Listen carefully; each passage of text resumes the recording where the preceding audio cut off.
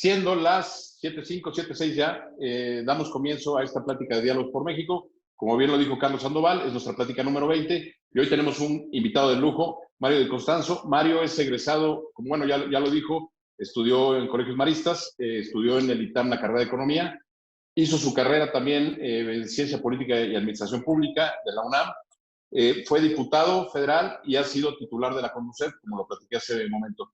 Para no hacer, tiene un gran currículum, no lo voy a decir todo para obviar tiempo. Le voy a pedir a Carlos que empiece, Carlos, con el mensaje tradicional que siempre nos mandes. Bueno, pues muchas gracias a todas y todos por participar. Muchísimas gracias, Mario, por aceptar esta invitación y recordarles a todos nuestros amigos que este tema es totalmente apolítico, este esfuerzo de Diálogos por México desde casa, nuestro diálogo número 20, pues es totalmente apolítico y más bien nos sirve pues para llenarnos de información y poder tener estos tiempos una mejor perspectiva. Y pues no le quito mucho tiempo a Mario. Adelante, Mario, los micrófonos y cámaras contigo. Muchas gracias. Pues muchas gracias. La verdad es que pues muy honrado de haber sido invitado a este programa, Diálogos por México, en un momento en donde pues yo te les diría que es tan importante cuidar bien nuestras finanzas, tener buena información, ser precavidos en el uso del dinero, en el manejo de las tarjetas de crédito, en la revisión de los estados de cuenta, ahora que pues por efectos de la pandemia, la gente pues está más en sus casas, recurrimos más al comercio electrónico, a las operaciones bancarias pues vía remota o desde nuestro celular, pues es importante tener precauciones, ¿no?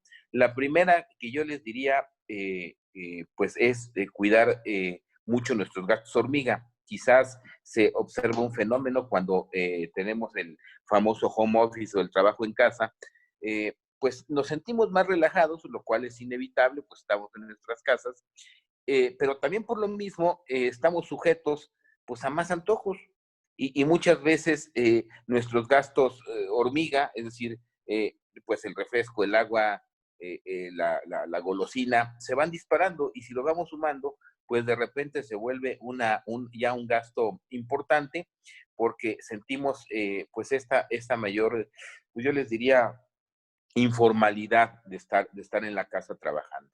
Esto es un tema muy importante que debemos de tener en cuenta, ¿no? Este es uno. ¿Qué otro tema es más importante? Bueno, evidentemente recordar en todo momento que pues muchas veces nosotros o muchas veces nuestros hijos o las generaciones más jóvenes pues hacen operaciones en internet o operaciones desde su computadora o desde su celular, operaciones bancarias, y frecuentemente olvidamos el buen uso o el cuidado que tenemos de tener con nuestras claves, con nuestros tokens, con nuestros NIPs. Y vienen los famosos fraudes cibernéticos. Muchas veces estos fraudes son en gran medida pues ingeniería social que ocupan los delincuentes para robarnos nuestra información.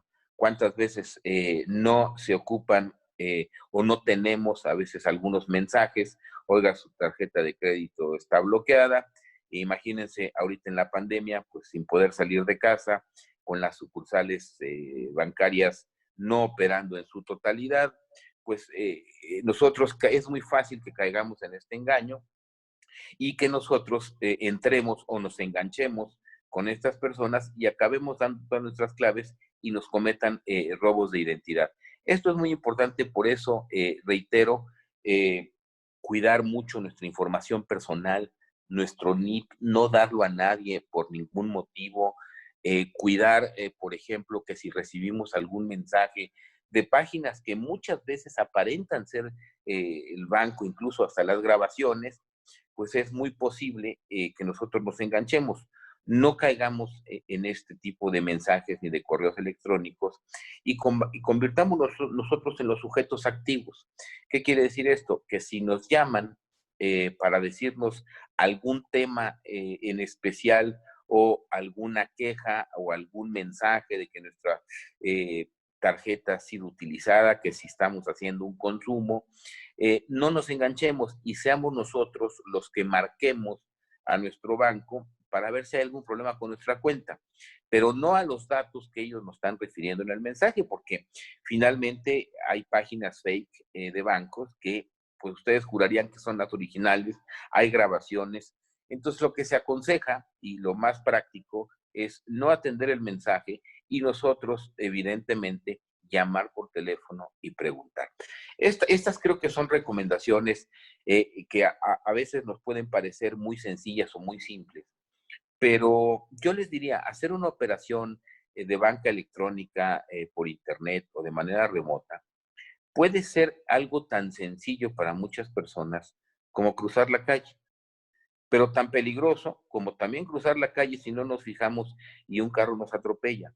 Y muchas veces la cotidianidad de la vida pues hace que nos olvidemos de estas precauciones, de estos consejos y que finalmente pues caigamos en estos engaños y luego son reclamaciones muy complicadas de atender, ya nos hackearon, ya nos clonaron la tarjeta, hay que llamar al banco, hay que esperar tiempo, vaya, son reclamaciones muy complicadas y muchas veces muy complicadas también para el banco, porque el banco nos dice, pues, hubo NIP, hubo la firma electrónica, etcétera, etcétera. Entonces se vuelven complejos, procedimientos muy complejos de atender y de resolver, ¿no? En el Inter, pues imagínense si nos vaciaron la cuenta, si nos metieron hasta el límite de crédito de la tarjeta.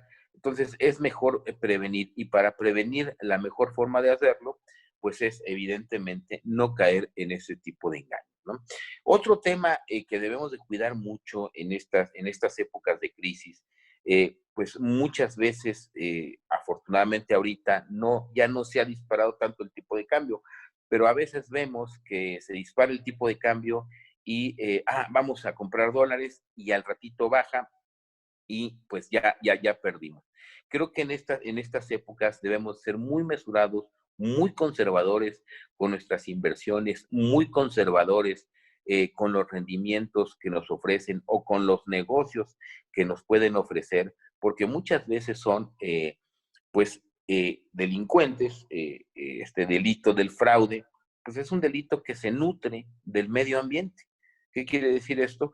Que en la medida en que exista alguna condición o alguna situación en el ambiente financiero, en el ambiente económico, son factores que ellos utilizan y que ocupan precisamente pues para delinquir y para robarle a las personas su dinero, para invitarle a negocios o a eventos que no van a generarle ninguna utilidad. Lejos de esos, es muy probable que le generen alguna deuda, o estos famosos créditos que los llamaba milagro, que además, pues en estas épocas en donde el dinero es escaso, muchas gentes caen en esto de anuncios de créditos a tasas de interés muy bajas, en donde uno acude y lo hacen firmar pagarés, le empiezan a dar largas, les dicen que no consultan el buró de crédito, que en 48 horas tiene su dinero y las personas, lejos de recibir un préstamo, pues acaban pagando. Entonces hay que tener mucho cuidado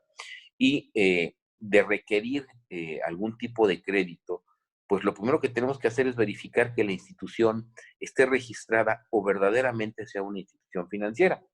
Porque si no es una institución financiera, no hay ninguna entidad gubernamental ni ninguna entidad en donde nosotros podamos quejarnos o por lo menos acudir y buscar pues una reclamación al trato que estamos viviendo. Esto es muy importante porque no todas estas empresas que dan créditos están reguladas en su caso por la Conducef.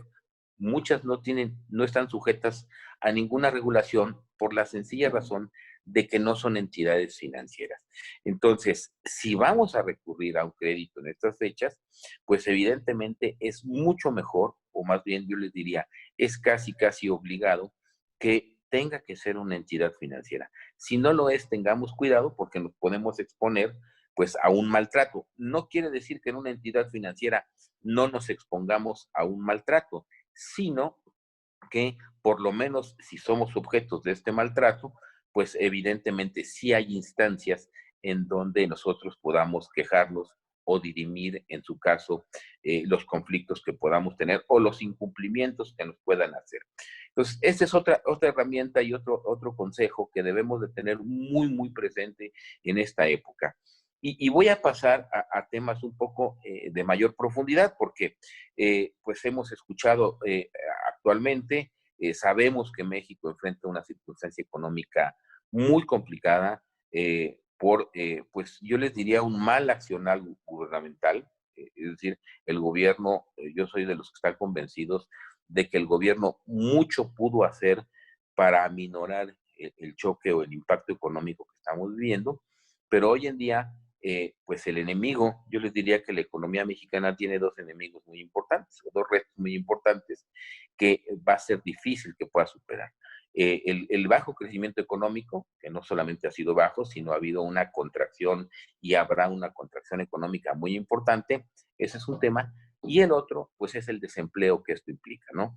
Hoy veíamos ya nada más en las noticias que hay cerca de 2 millones de gentes que han pasado pues de la economía formal a la economía informal, con todo lo que esto implica pues en términos de ingresos, en términos de prestaciones, de seguridad social, etcétera. Y pues muchos de nosotros, muchos que de alguna manera usábamos la tarjeta de crédito, que tenemos un crédito hipotecario, que estamos pagando el auto, pues se vuelve un verdadero conflicto. Ante esto, pues muchos bancos desde hace ya algún tiempo han anunciado programas de reestructura de créditos en el que, bueno, nos daban un cierto tiempo en donde no se cobran los intereses o se capitalizan en los intereses, o no tenemos que hacer el pago mínimo de la tarjeta, o no tenemos que hacer el pago de la hipoteca. Y esto, pues hay que tomarlo con mucha reserva. Yo le explicaba y lo platicaba en la mañana. Muchas veces, y esto depende de la economía de cada persona, es mucho mejor que nosotros invoquemos el seguro de desempleo que acompaña a estos créditos a que nos atengamos o nos adhiramos al programa que eventualmente esté ofreciendo el banco para ayudar o reestructurar las deudas. ¿Y por qué lo señalo? Y les voy a dar un ejemplo muy sencillo en un crédito hipotecario. Un crédito hipotecario, en promedio, el seguro de desempleo cubre hasta 6 mensualidades en caso de que evidentemente la persona pierda el empleo. ¿Qué sucede si en vez de invocar el seguro de desempleo, nosotros nos apegamos a este programa de reestructura? Que mientras en el programa de reestructura nos están acumulando el pago, porque no nos lo están perdonando, en el mejor de los casos nos lo van a aventar hasta el final del periodo a que tengamos el crédito, es decir, 15, 20 años, eh, o bien nos lo van a acumular en una cuenta sobre el saldo insoluto, es decir, que es muy probable que al término de este periodo de 6 meses, pues acabemos debiendo más. En cambio, si invocamos el seguro de desempleo, eh, si invocamos nosotros el seguro de desempleo, la aseguradora va a cubrir el pago por nosotros. De tal manera que evidentemente al final de estos 6 meses, pues nosotros no vamos a deber más. La aseguradora cumplió con estos pagos y yo no acabé pagando más. ¿Qué sería lo que yo les recomiendo? Pues que tomemos en su caso el seguro de desempleo y luego, en su caso, pasando los 6 meses o pasando el tiempo que cubra este seguro, pues evidentemente buscar una reestructura, pero lo podemos hacer de igual manera en las tarjetas de crédito, en el crédito hipotecario o en el crédito de auto. La mayoría de los créditos, yo les diría el 99.99% de los créditos, traen aparejado algún tipo de seguro de desempleo. Lo pagamos, de hecho, este seguro de desempleo en los créditos de nómina, creo que las tarjetas de crédito no lo tienen, algunas sí, y desde luego pues en los créditos hipotecarios. Esto es muy importante porque evidentemente la crisis económica, la crisis de desempleo, pues va a tener una repercusión muy importante en el crecimiento de los índices de morosidad de los bancos y por tanto, pues de las personas que de alguna manera tienen alguna deuda, ¿no? Esto es importante, muy importante que lo recordemos y muy importante que analicemos precisamente qué es lo mejor. Muchas veces nos dejamos llevar por el anuncio y no reflexionamos qué implica o qué involucra el que tomemos una opción o la otra. Otro tema que les quiero comentar y que desafortunadamente, pues nada más reflexionamos en él o nos acordamos, pues es cuando hay algún desastre natural. Y lo comentaba por la semana pasada, pues la Ciudad de México sufrió un sismo que afortunadamente no tuvo graves consecuencias, afortunadamente no hubo pérdidas humanas, no se cayeron construcciones, pero, por ejemplo, en el 2017, me tocaba presidir todavía la Conducef, y pues enfrentamos todo el tema del sismo del 19 de septiembre, y nos dimos cuenta de algo muy importante y muy preocupante. Los seguros de daños asociados a un crédito hipotecario realmente no cubren el patrimonio de los usuarios.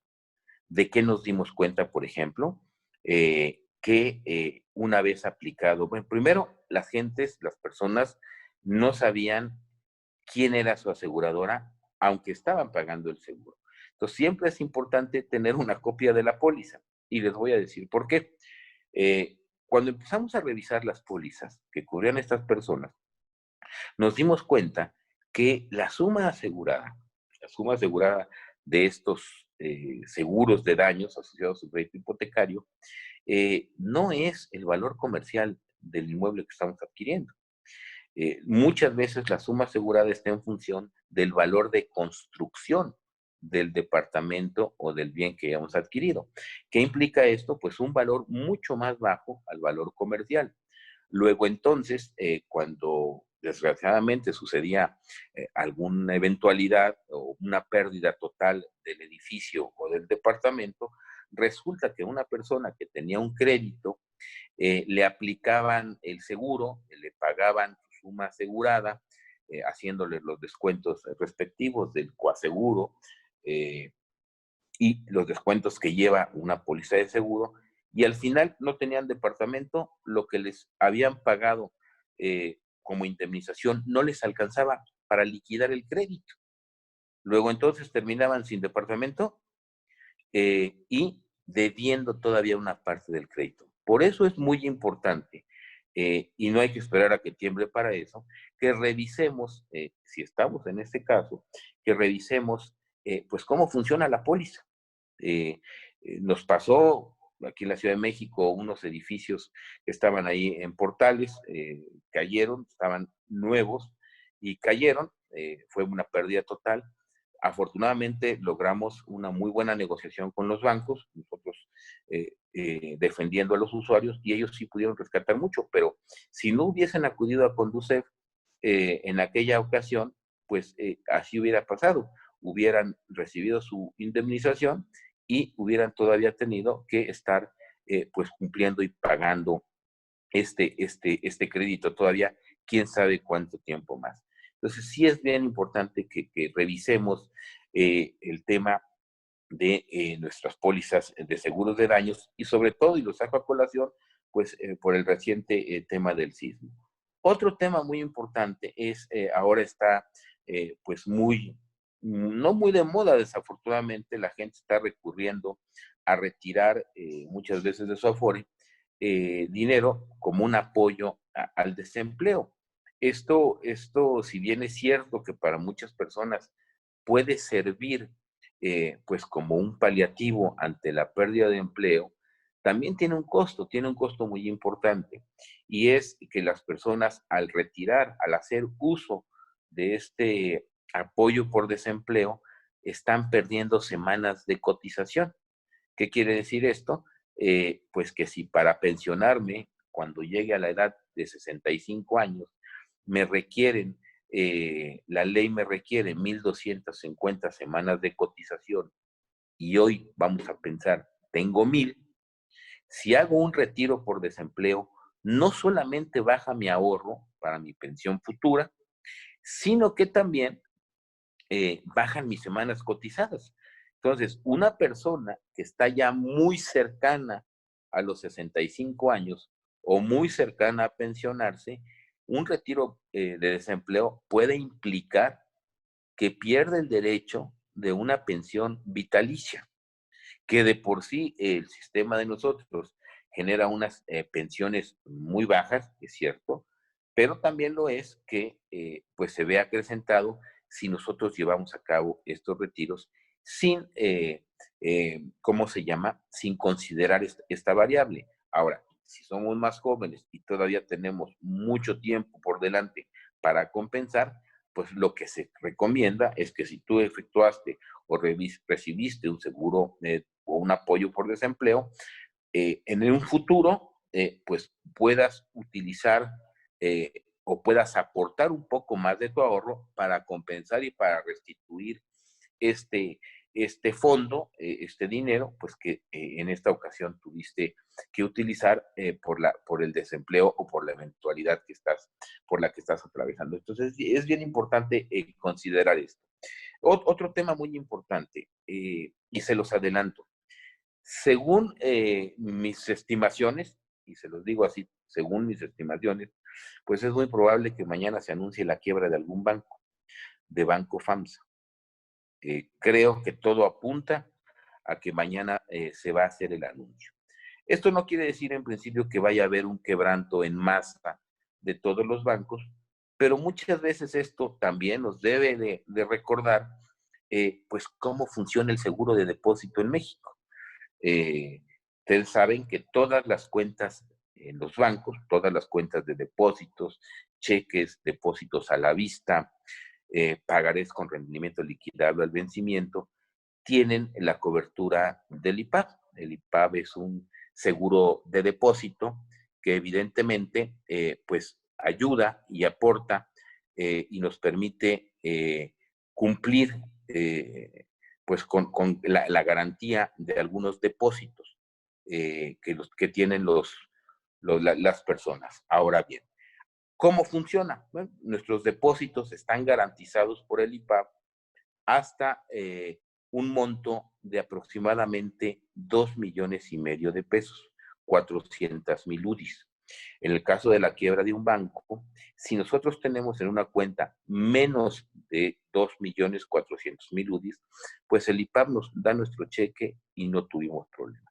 Si tenemos más de esas 400,000 UDIs, lo que sucede es que el IPAB nos da hasta los 2,5 millones de pesos y luego pues tendríamos que esperar a que el banco se liquide y se vendan los activos para recibir la parte proporcional.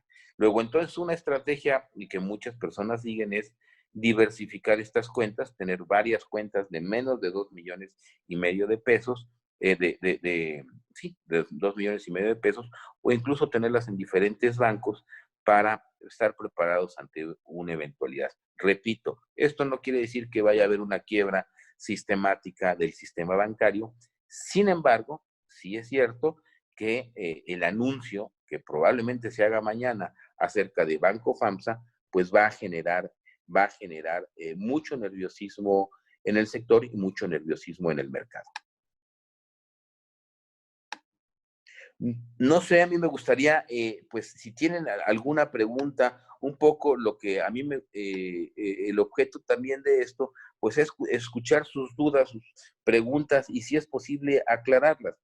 Me parece que son tiempos en que debemos de cuidar nuestras finanzas, sobre todo, pues para poder ayudarnos mejor en esta crisis que va a ser larga y que además está empezando. Pues ya estamos de regreso, un pequeño problema técnico que tuvimos, pero ya estamos aquí de regreso con Mario de Constanzo. Querido Mario, qué gustazo recuperarte aquí con nosotros. Mario, hay varias preguntas, te agradecemos la plática, sensacional la plática que diste, muy aleccionadora. y queremos ver contigo, hay muchas preguntas de la gente, te felicitan Gaby Breña, Laura Lamillo, Carlos Alberto Luna.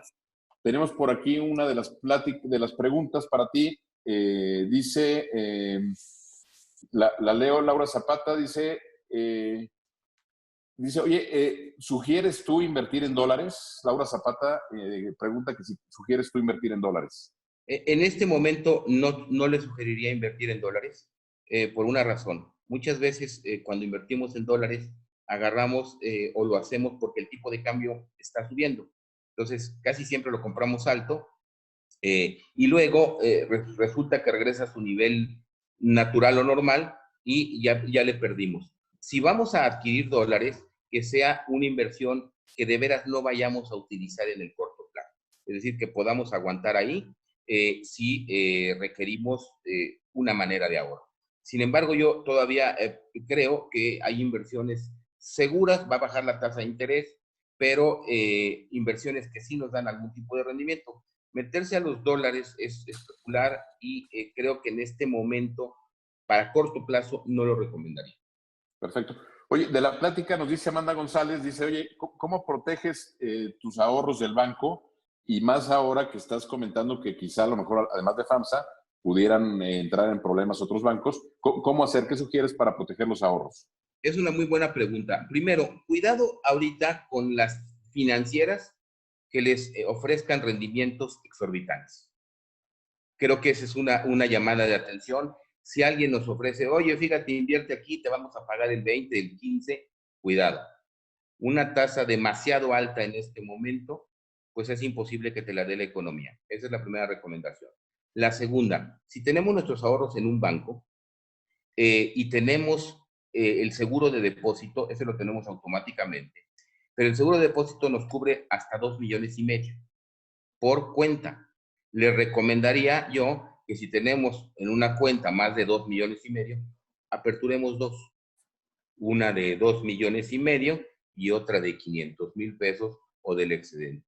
Tantas como sea necesario. Incluso les recomiendo, si son inversiones, tratemos de tener en un banco, tratemos de tener en otro banco, pero sin rebasar los 2,5 millones para estar cubiertos ante alguna eventualidad por el seguro de depósito. Ok. Oye, María del Carmen Padilla nos pregunta en el tema de FAMSA y también de Aeroméxico, ¿por qué se adhirieron al capítulo 11 a la ley de quiebra de Estados Unidos? ¿Qué ventaja o qué desventaja hay y qué consecuencias podría haber? Miren, el capítulo 11 no es o no implica que una empresa esté quebrada per se. Esto es importante. El capítulo 11 lo podemos asemejar aquí en México a cuando una empresa entra en concurso mercantil. Es decir, hago un alto, busco reestructurar como empresa mis deudas, que es lo que está haciendo Aeroméxico, vigilado por un tribunal, por un interventor, sería aquí en México, para poder salir adelante. Hay empresas, sobre todo las aéreas, que si tú las bajas, si tú paras a la empresa, si tú aterrizas sus aviones, volverlas a arrancar es costosísimo, costosísimo. Luego entonces es una medida para que la empresa, sin dejar de trabajar, pueda ir reestructurando sus deudas. Entonces, digamos, es un paso para evitar la quiebra. Más que un paso a la quiebra, yo lo llamaría como un paso para evitar la quiebra, que es lo que está haciendo Aeroméxico. Como muchas líneas del mundo, con la peculiaridad que en otros lugares del mundo han recibido apoyos del gobierno. Y no los han recibido por el hecho de rescatar por rescatar. Los han recibido porque es una actividad esencial para la industria del turismo.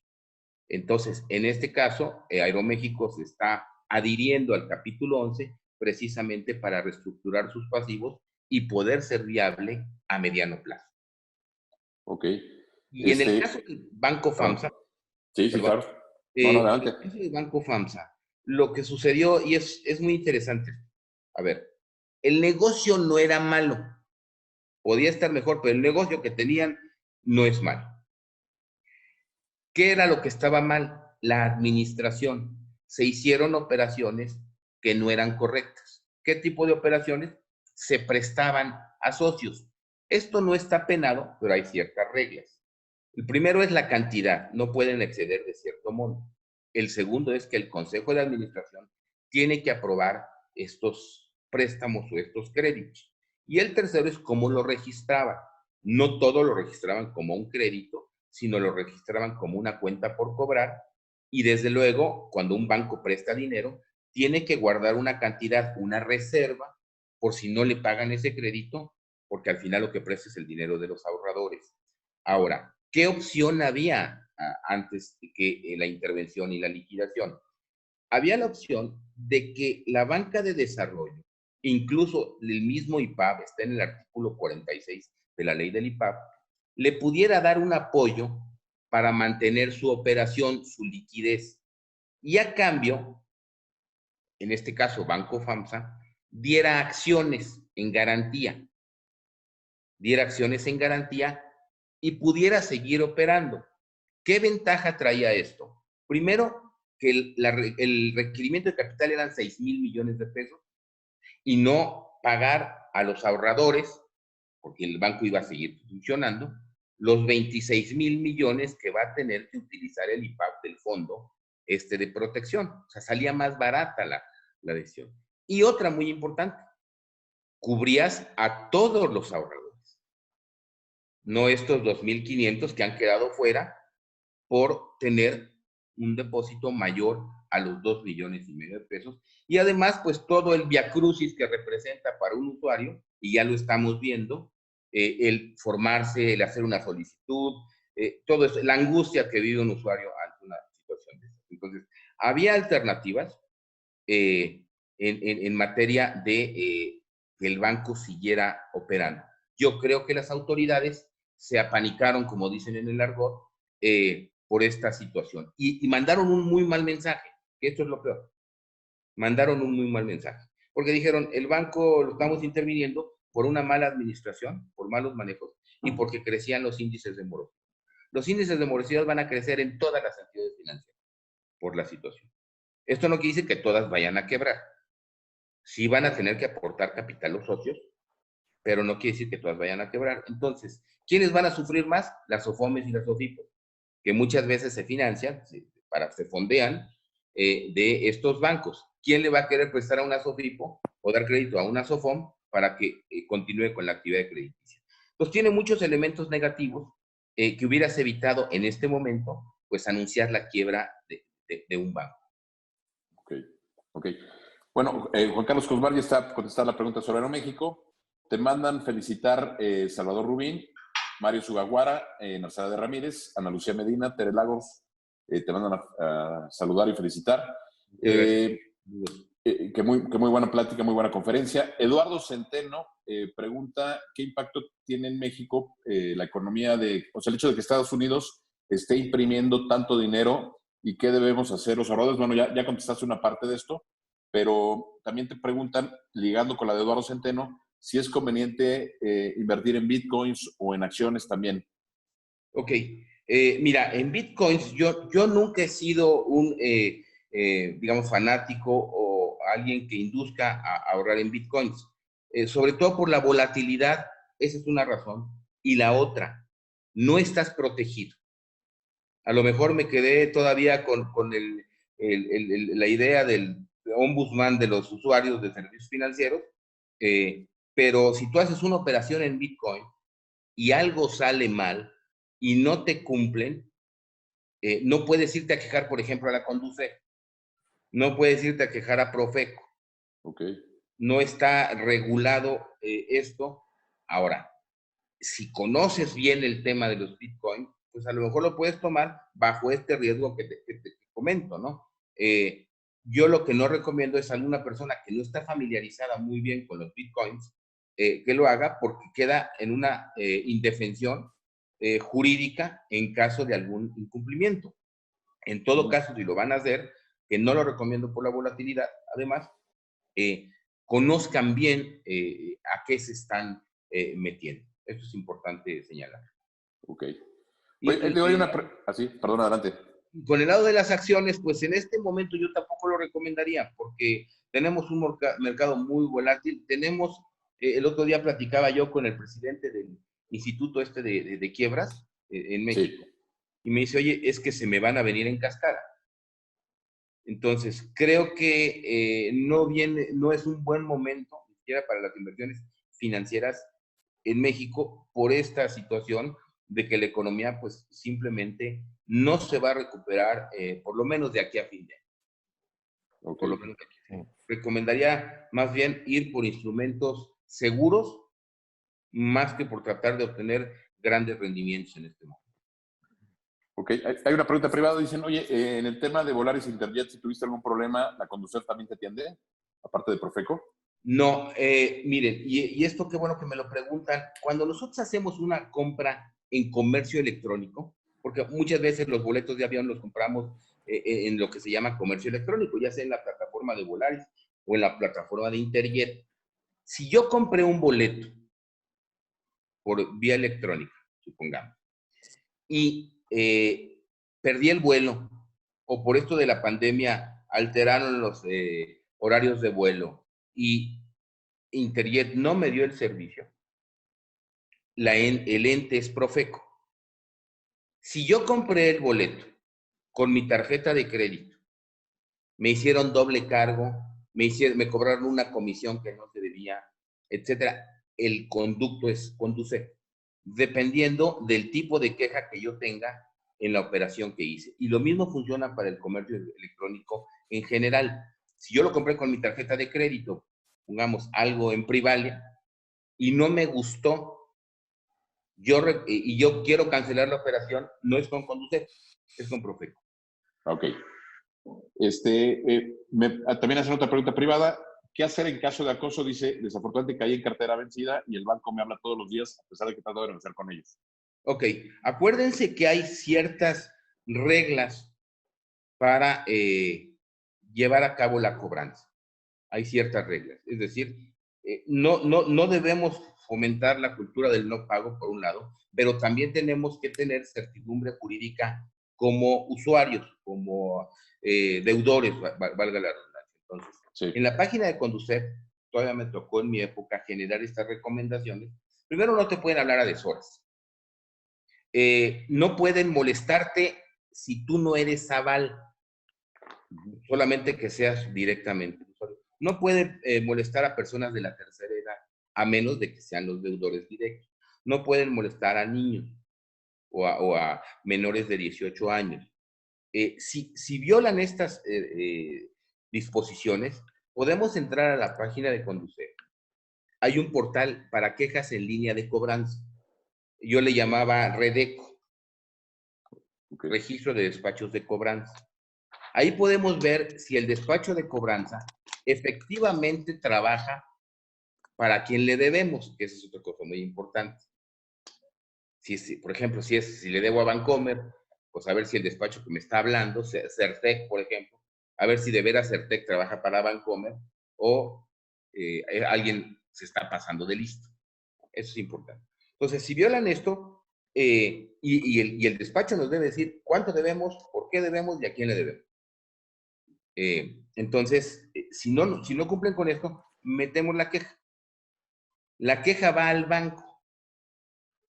Y el banco tiene que, pues, decirle al despacho que trabaja para él que este tipo de cobranza está mal hecha, porque la Conducef puede multar al banco que sus despachos no cumplen con estos lineamientos. Ese es un punto. El otro, supongamos que sí debemos y que nos está hablando el despacho, y que ya nos hicieron una propuesta que nos llama la atención, está bien y que queremos pagar. No lo hagamos directamente al despacho. Directo al banco. La ley establece que debe ser al banco. ¿Por qué? Porque a veces le pagamos al despacho, el despacho no lo entera y seguimos debiendo. Y al rato nos habla otro despacho. Oiga, es que yo pagué, ¿y en dónde está el recibo? A veces ya ni lo tenemos. O es que le pagué al despacho. Es muy difícil acreditar. Okay. Entonces, si se puede, si lo vamos a hacer, si vamos a reestructurar, que sea por escrito y depositado en el banco. Dato interesante. Fíjate, Mario, aprovechando y esa es parte mía, acaba de salir un estudio del Banco Mundial, hicieron un estudio de 107 países, en donde están apoyando o checaron 350 programas de estos 107 países, que están enfocados hacia el empleo, hacia las cuestiones de liquidez. Y México está fuera de los 75 países que sí están apoyando la liquidez y el empleo. Entonces, me imagino que mucha gente va a tener alguna situación con los bancos. Todo lo que estás diciendo, perdón, creo que les va a caer ahorita a nuestros amigos que nos están aquí viendo, pues como anillo al dedo, ahora sí como dice el clásico, ¿no? No, y además, rápidamente, inclusive, porque sí es cierto, tienes mucha razón, este problema se va a recrudecer. Otro punto importante en estos temas de cobranza es que si le están ofreciendo una reestructura, digo, se vale, pero acuérdense que cuando hay una quita de capital, casi quedamos en el buró de crédito para siempre. Es decir, una cosa es que en el buró estemos ya como no deudores, pero no nos quitan. Estamos ahí con una señal específica. Cuando hay quita de capital, cuando hay quita de intereses, nos quitamos y ahí quedamos con un récord. Es esto, ¿no? Entonces, para tenerlo en cuenta. Ahora, el hecho de estar en el buró de crédito, ni somos asesinos, ni somos criminales, todo el mundo está en el buró de crédito. A veces estamos unos como mejores pagadores del otro, pero tampoco que nos espanten. Todo el mundo está en el buró de crédito. Cada quien con cierta calificación, y tampoco la calificación es un impedimento para que te preste. Simplemente para que él sepa el banco a quién le está prestando y si se avienta a prestarle. Pero esto no quiere decir que estemos impedidos, que a veces nos espantan. Los despachos no pueden utilizar términos jurídicos para cobrar. Esto de estas cartas que dicen, es un cobro extrajudicial, embargo en 48 horas. No es cierto, no pueden embargar. La ley, para embargar, tiene que venir la instrucción de un juez, con una instrucción formal y embargar. Este lenguaje tampoco lo pueden utilizar para que no nos espanten, ¿no? Sí hay que pagar, pero también hay maneras de cobrar.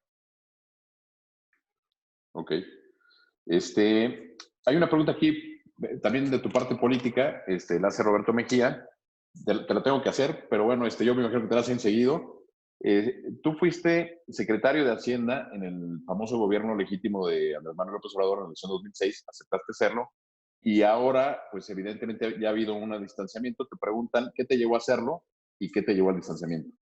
Ok, es una muy buena pregunta que me hacen siempre. Efectivamente, yo fui el secretario del gobierno legítimo y como lo he señalado, pues prácticamente viví con Andrés Manuel 6 años.